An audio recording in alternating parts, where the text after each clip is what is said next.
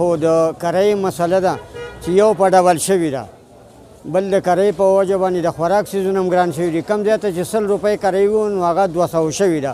بل زمونږ په بازار کې داسې یو حالت روان دی چې د سرکار نه چې 100 ګران شوی دی نو دکاندار 200 ګران کړی دی. نو موږ په دې ډېر خفه یو چې سرکار دومره ظلم نه کوي لکه څونه چې عوام په موږ باندې ظلم کوي.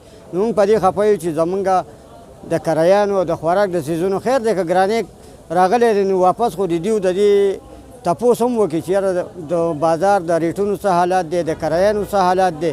نو زمونږ د وس نه خبره وتې د بل دې بازار ته چې به کم ګراني صرف د یاره هر څه ګران شوي دي، هېڅ څه داسې ارزان نه دي پاتې بغیر د مالګې نه، نور هر څه ګران شوي دي.